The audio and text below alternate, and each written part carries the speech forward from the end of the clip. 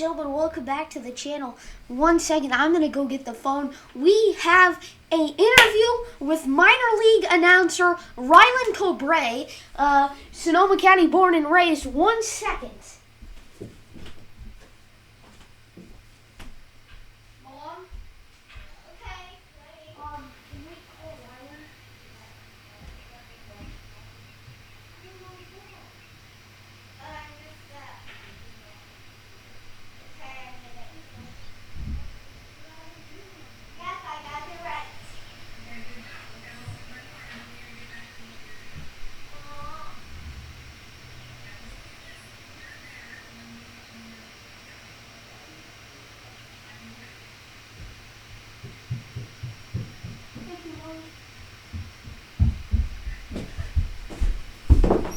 And ladies and gentlemen, we are here. We've got Rylan Kobre, and ladies and gentlemen, let's dial him up.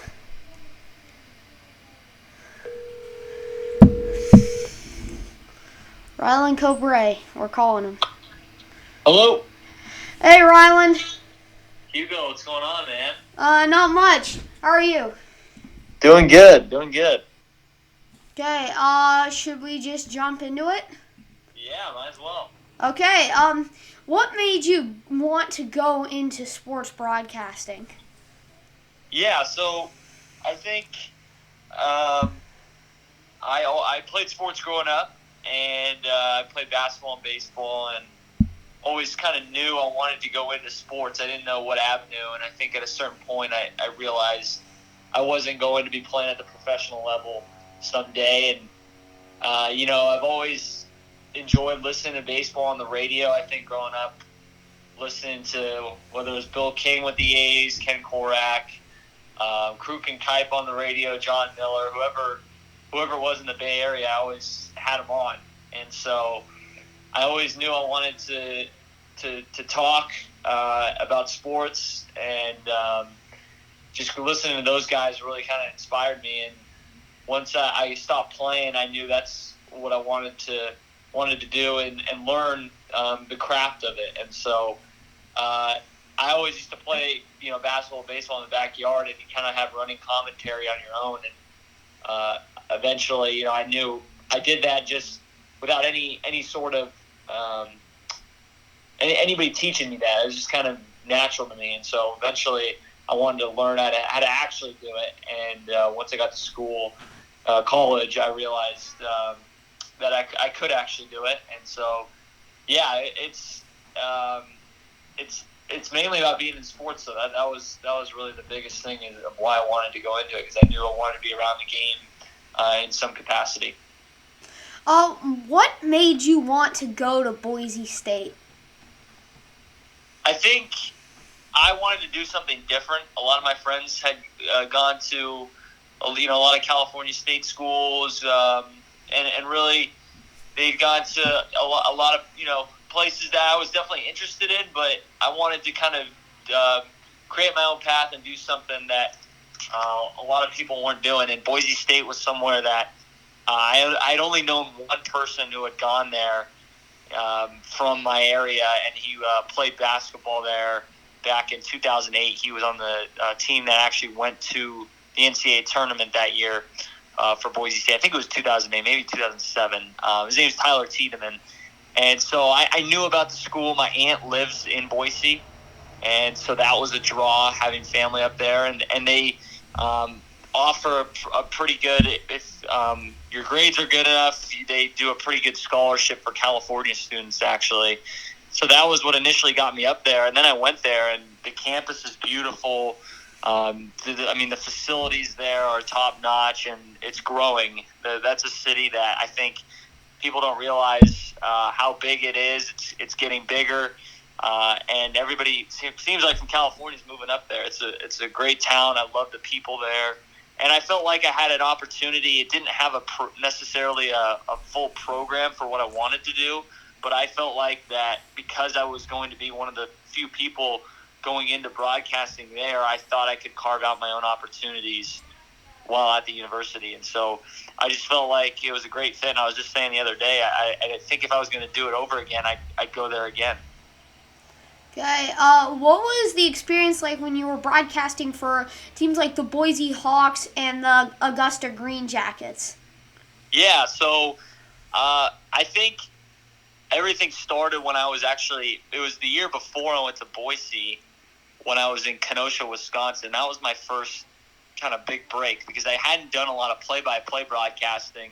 And so to get the opportunity there really was big for me because I just needed the reps. I needed to get on air and do it a bunch in order to really get better. And I had applied to a few places, and I actually got a job in Duluth, Minnesota that I accepted, and then I ended up getting the job in Kenosha, which I didn't think I was going to.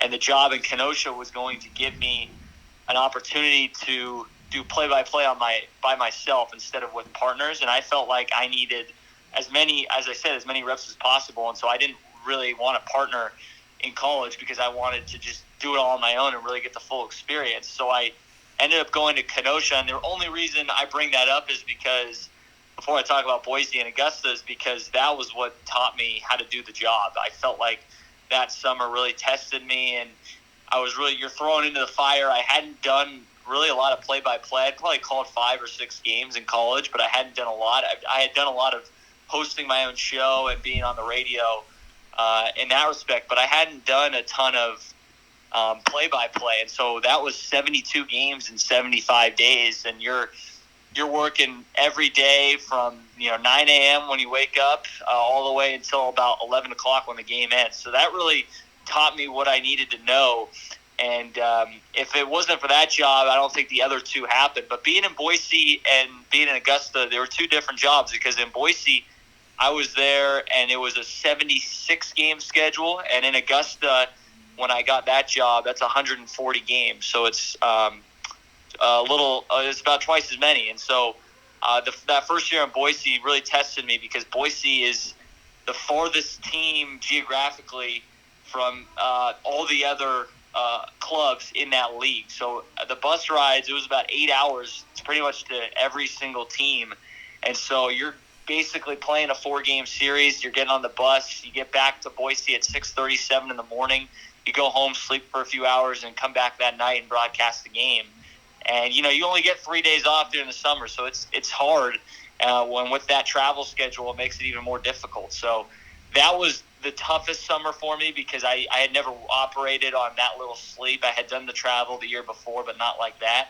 And then when I got to Augusta, that was a challenge just because it's so much longer. It's a marathon, and so you have to really pace yourself, but at the same time, you have to take it day by day and not look too far ahead and just kind of enjoy the process. And I really enjoyed being in Augusta because it allowed me the opportunity to see so many of the Giants' young talent, so much of their young talent, and be around them and really get to know them. I felt like I made a lot of great connections, and I still talk to a lot of those guys throughout the day right now. So there were two different jobs, but if it wasn't for Kenosha, I don't get the Boise job, and then obviously the Boise job led me to move up a level and get to Augusta. Okay. What made you want to get your master's degree? Yeah, so I had been doing the baseball for 2 years after graduating college, and I felt like I needed to polish my skill set and get better in some areas, and I just didn't feel like I was going to be able to do that, continuing to call baseball games. I called so much baseball. I really, a lot of my background is actually in basketball, and so I wanted to go back and really work on, my writing and learning more about the game of basketball. And so I got the chance to go back in Northwestern when I had actually, what was going to happen was I was going to start at Northwestern after the job in Boise, but the job in Augusta opened up and I had applied, and once I got it, I had to take that. So I deferred from Northwestern and said, depending on what happens in Augusta, because these are always 1-year contracts, I'll make a decision. And so they offered me to stay in Augusta, and I had to make a tough call, and I just wanted to go back to school. And I absolutely love Chicago, and so I wanted to live there. And it was a 1-year program, and I felt like I could really improve in a lot of different areas. And so I made the decision, and I'm glad I did, because obviously there's no minor league baseball season right now, so I would be out of work if I had stayed in Augusta. But I think more the reason I'm happy I went to Northwestern is just because of the connections I made there, and such a great university, and I just loved living in Chicago. Okay. What are your thoughts on Farhan and the Giants? Yeah, I think it was really cool for me because when I got hired, which was originally with Augusta, well, that was in October of 2018. That was right around when the Giants were starting to. There was rumblings that they were going to make a move, and then I believe Farhan was hired in November of that year. And so I remember just watching the press conference, and when I got to Augusta, and I was in Augusta before the players get there because I'm working doing things for the team, and then the players got there about a month later, and the front office, and start to get to have conversations with people, and it was really cool to see what he's trying to do. He's really doing something that is the complete opposite of what the ownership group, or not the ownership group, the front office did before him. And obviously that front office was successful, but they felt like they needed to make a change. And I think Farhan's got them going in the right direction. They're valuing different things. They're taking a lot harder look at the analytics. And I think that what he's been able to do just in 1 year, I know a lot of people talk about all the moves he made, and they might not seem significant last year when they were picking guys up off waivers and whatnot, but the draft that he had last year was extremely successful. It doesn't seem like it yet, but a lot of the guys they picked up, I got the chance to see, and they're going to be really good going forward. And then just the Giants as a whole, that it was before Farhan, the guys they drafted, they've got a group right now that I was lucky to spend time with. It's going to be the next crop of talent in San Francisco that's going to win them a championship, I think, someday. They've got great pitching at the minor league level right now, and some bats that are really starting to come along. It's going to take some time, but they've got all these guys that are going to come up, I think, around the same time, and it could be pretty special. So I'm very high on what Farhan has done, and I think the Giants have a great chance to win a World Series, not in the next 2 years, but maybe 3, 4, 5 years down the road. Our final question: have you seen The Last Dance? I have, yeah. I got the opportunity to watch it, and I loved it. It was really cool. My professor at Northwestern, which is Jay Donde, he's been in it. I think he was in 5 episodes, and then one of my other professors, Melissa Isaacson, was also in 2 or 3 of the episodes, and so it's been fun for me to be able to pick their brains about it. And I actually was on a call yesterday for one of my classes with the directors of the film, the documentary, and it was interesting to hear their thoughts on it. And they kind of gave us a behind the scenes look. So I thought it was great storytelling. I think a lot of people will complain that they didn't find out anything new, but I think there was plenty of things I didn't know about Michael Jordan and that dynasty. And so it was exactly what we needed with everybody sitting at home right now. Okay, well, I'm going to ask you one more question. This is kind of out of the blue. What is your X factor for batting and your X factor for pitching for the Giants? X factor? Ooh, good question. I think the guy, they've got a lot of guys who are really young right now, who are probably 20, 21, who are going to be there in a couple of years. I can't give you one because there's so many, but I'll give you 2 at least. I could go on 3 or 4, but the first guy's name is Seth Corey, and he was drafted out of high school back in 2017 in Utah, and he last year set the all-time strikeout record for the Augusta Green Jackets, the team I was with, and some of the names on that list that he surpassed: John Lester of the Cubs and Madison Bumgarner when he was in Augusta. So this guy, he's got a great fastball. His curveball is what he was known for coming out of high school, and now he's developing a changeup. So he's got a legitimate chance to be, I think, a number 1 or 2 starter someday at the major league level. And he's a great person above anything else. I think that was my favorite part of last summer, was getting to know him and seeing him work on a daily basis, because he really struggled at the beginning of the year, and he ended up being the pitcher of the year in our league. The second guy I'll say, and he's not an X factor, but he's a guy I think people are starting to hear his name more, and that's Sean Jelly. And he's 6'11" and a half. If he throws in a major league game, he'll be the tallest pitcher to ever throw in the big leagues. And I got the opportunity to see him for the first 2 months of the year last year, and he's just as good as advertised. He throws strikes, and for how big he is, his motion is really repeatable. And again, another guy with great head on his shoulders, and somebody that I think can again be a 1 or 2 starter at the big league level when he gets there. So those two guys are two guys I think people should watch out for here in the next couple of years. Sean might be there by the end of or beginning of next year, possibly, if he throws it well enough. Yeah, I mean, he's pretty tall, and he's got some good statistics. But Seth Corey threw 172 strikeouts last year. Yep. Yeah. You got your numbers there. That's good. Yeah. No. He was striking people out left and right, and he really struggled early in the season to not. He was walking a lot of guys. I think that was his kryptonite early in the season. And then he started to figure things out and realized what his strengths were, and that's his fastball and his curveball. And then he started working that changeup, and he really was unhittable for a while. His only problem was when he was walking guys. So, yeah, he was striking guys out, and it was really cool to see. He set that record in his last start of the year in Augusta. Actually, it was the day we clinched the playoffs. And so he didn't throw well that day, but he got a standing ovation from the crowd, and it was pretty neat to be there for that. Yeah, last year he upped his strikeout per 9 innings ratio by 2.7%, up from 9.9 to 12.6.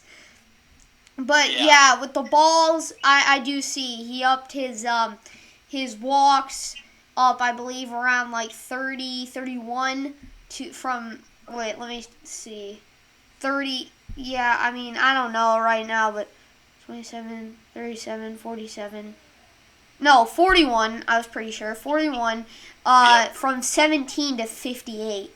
So, yeah, I mean, that could be something to work on. Yeah, he'll definitely need to make sure that he's staying in the strike zone, because that's the only thing that's going to hold him back. But you don't see many left-handed pitchers as dominant as he was at the minor league level last year, and I think he'll be able to carry it forward here in the next few years. Yeah, I mean, Sean Jelly, you never really get to hear him. You never get to pronounce his name right because it's spelled weirdly, but it's like 6'11", 225. This dude was suited up for football. He'd probably go out there and be like a wide receiver and just completely annihilate people. I mean, this dude, he's so tall. Yeah. And, I mean, I think he'll be really good for the Giants.